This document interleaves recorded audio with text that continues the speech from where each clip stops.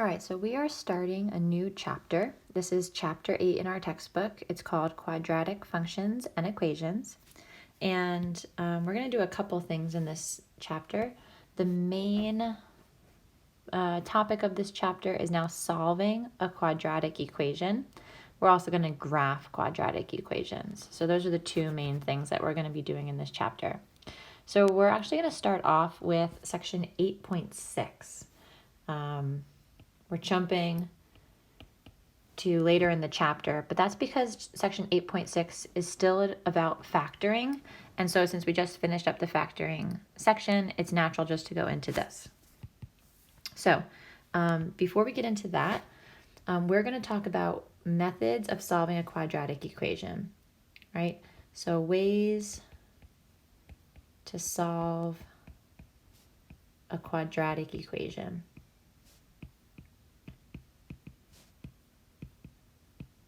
Okay, remember a quadratic equation is something that has x squared in it, right? So it has to have x squared in the problem.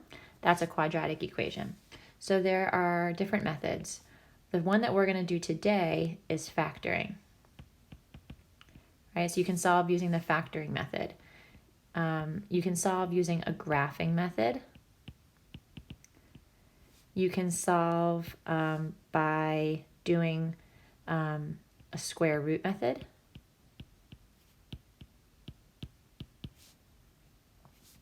You can solve by doing something called the quadratic formula.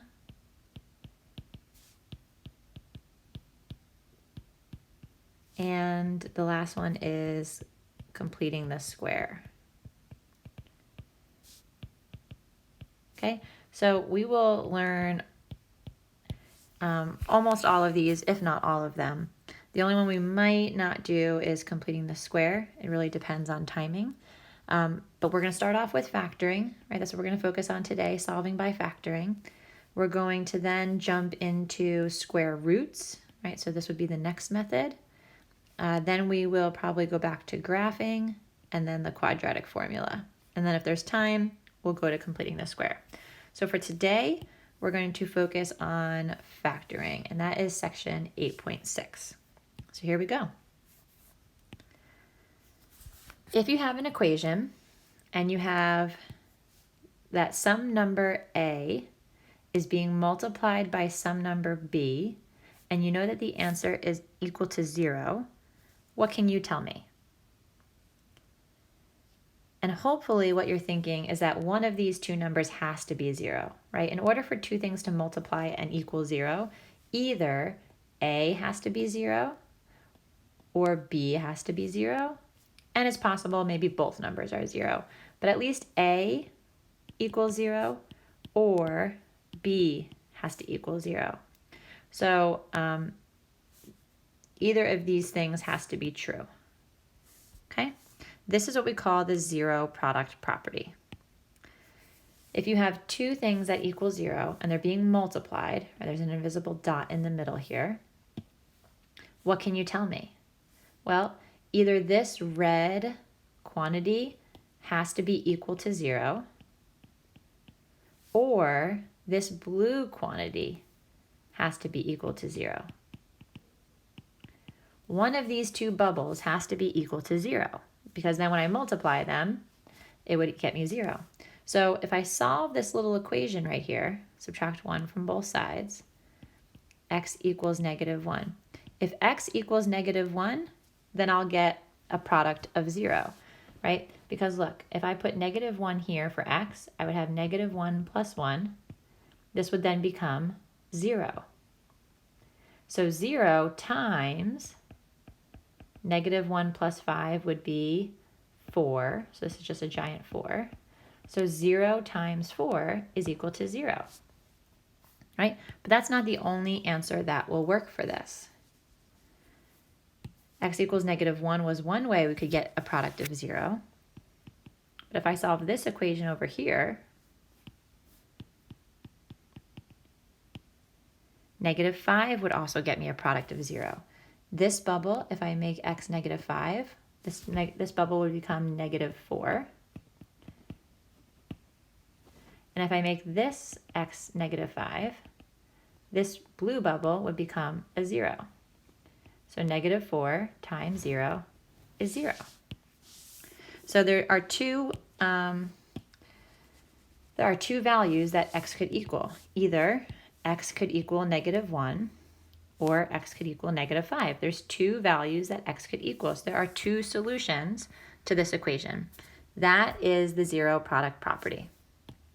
Right? So the zero product property says that if a times b is equal to 0, then a equals 0 or b equals 0, right? So I would pause and make sure you put this into your notebook. That is the zero product property. And we're going to use the zero product property and factoring to help us solve quadratic equations, okay? So here are 4 examples. We're going to go through them one at a time. But these 4 examples are all quadratic equations if you look at them. The highest power is always a degree of 2, right? X squared, x squared, x squared, x squared. And quadratic equations, the most amount of answers they can have are 2, right? Sometimes they can have less. It's possible that they have 1 answer. It's possible that maybe there's no solution, right? But at most, they're going to have 2 solutions because you're going to get 2 bubbles out of this. And each bubble will give you a solution. Notice these are now equations, right? All last section, all last chapter, it was just an expression, x squared plus 8x plus 12. That's just an expression. And what you did with that expression was you said, okay, is there a GCF? No, there's not. It's a quadratic trinomial. So we'll try to do a double bubble. So then look at your outer loop and your inner loop. So you would say plus 6 and plus 2. That multiplies to make 12, and the outer and inner loops make 8x. And then this was your final answer. Well, now we're actually going to try to solve the equation. We're going to try to figure out what can x equal. So now we're going to set this equal to 0. And because it equals 0, that's the whole key to this whole thing working. Because it equals 0, I can do the zero product property. And what the zero product property says is that if you have 2 bubbles being multiplied, either the first bubble has to equal 0 or the second bubble has to equal 0. So I'm going to take each bubble, set them equal to 0, and then solve those equations. So I'm showing a lot of work for this first example.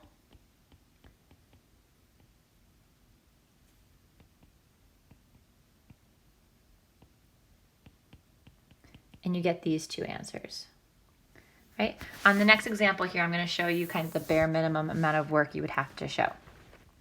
So number 2, it's a quadratic equation. The first thing you want to check is make sure that it equals 0. That's the whole key, again, to this working. If it doesn't equal 0, you have to do something different. So it equals 0, and then I'm going to start factoring. Is there a GCF? No, there is not. So I'm going to go straight to my double bubble. 3x and x equals 0. Don't forget this, right? This is super important, the whole equals 0 part of this. I know it's a plus plus problem. I'm going to look at my outer loop and inner loop. It has to multiply to make 2. So I know it's 2 and 1. It's just a matter of which way is it.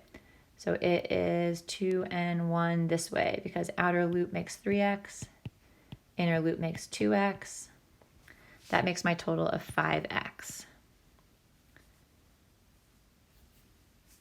Once you factor and you have it set equal to 0, you would take each bubble, set it equal to 0, and solve.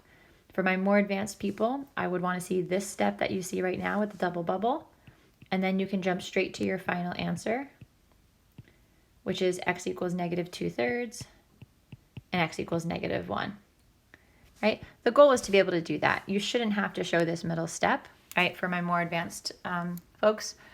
Everyone else, if you feel comfortable, put a little equals 0, take this bubble, set it equal to 0, and then solve. All right, showing as much work as you feel comfortable there. So here I would subtract 2 from both sides. Right, I'm going to go over here. So you would have 3x equals negative 2, and then divide both sides by 3. So that's where the x equals negative 2/3 came from. Two answers. All right, example number 3, right? It already equals 0. That's the first thing you would want to check. Make sure it equals 0. Go ahead, pause the video, and see if you can factor this. There's no GCF. Go straight to the double bubble.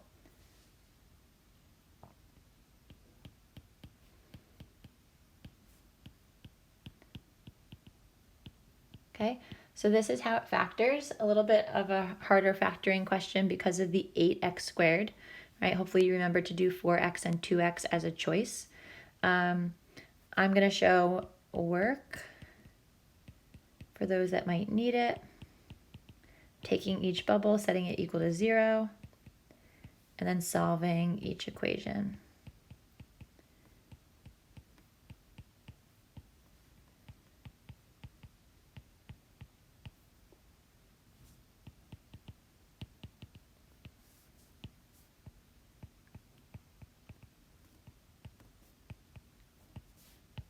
Right, fractions only, no decimals. I don't care if you do mixed numbers or improper fractions, just no decimals. Okay, number 4. Number 4 is different. Hopefully you're noticing, because this problem equals negative 6. So what we need to do is make sure that the problem always equals 0. So we are going to move that negative 6 to the other side. So I'm going to add 6 to both sides to cancel that out, and now it equals 0. Right, whatever you do on one side, you have to do to the other. So now I have x squared plus 3x minus 18 equals 0. Right, if you want to pause and try it, you can.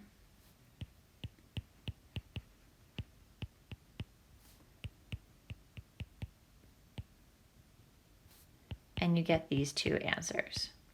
So if a problem does not equal 0 to start with, you're just going to add or subtract to both sides to make sure that it does equal 0. All right, so we're going up to 9 examples today. So now we're just going to add in a few tricks, but the process is going to be the same every time.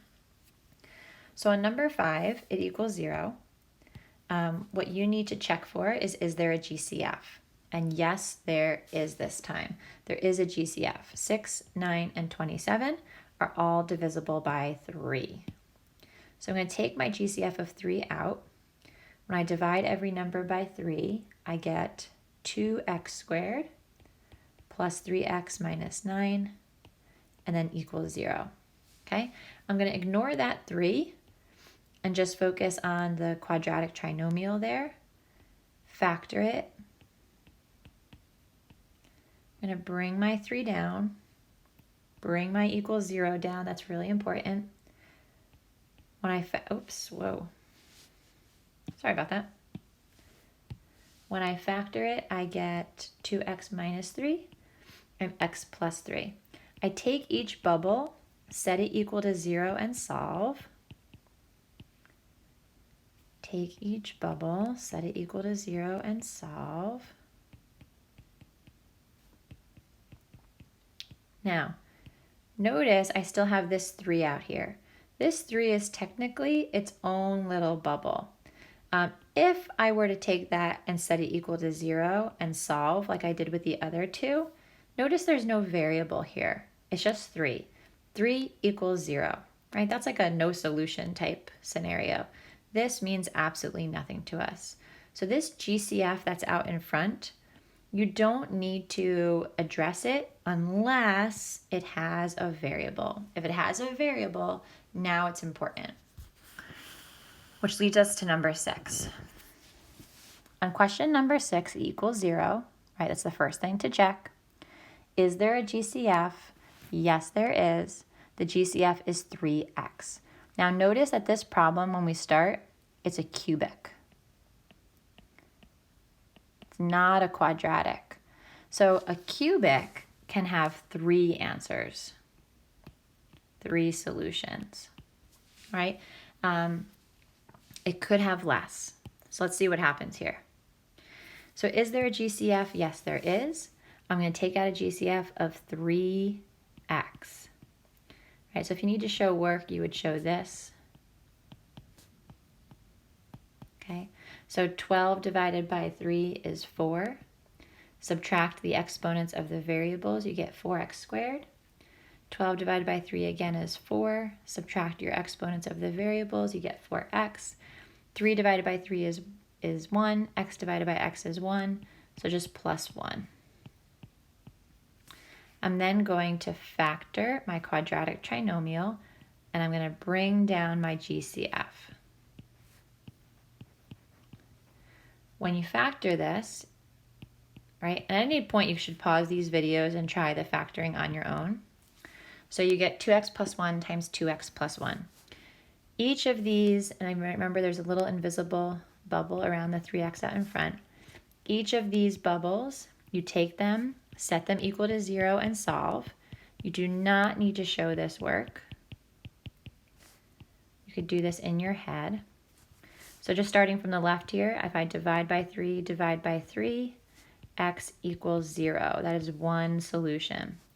For this 2x plus 1,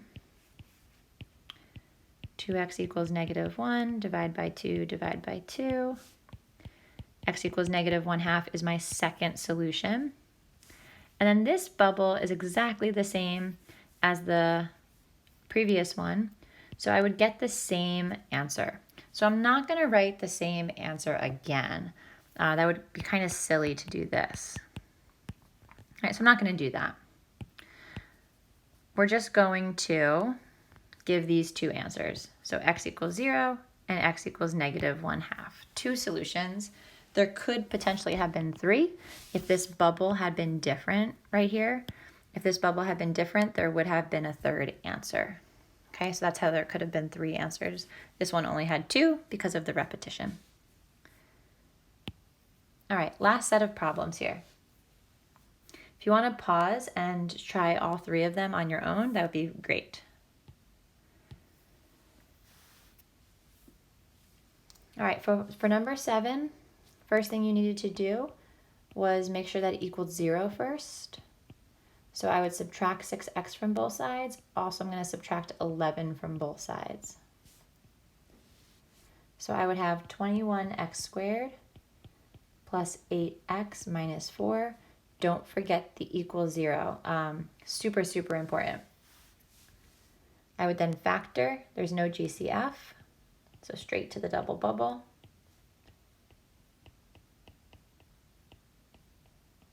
And then solve each of those bubbles. And you get these two solutions. Number 8, it equals 0 already. There is no GCF. It's 2 terms. 2 terms, we're going to do a difference of 2 squares. So we are assuming that you know how to factor from the previous chapter. So I'm not doing much explaining here on factoring. If you still need help on factoring, make sure you get to the extra help sessions. So 2 answers here, negative 4/5 and positive 4/5. And then number 9, you have to add the 64 over to the other side. I'm putting it in the, just in anywhere. It doesn't have a like term to combine with.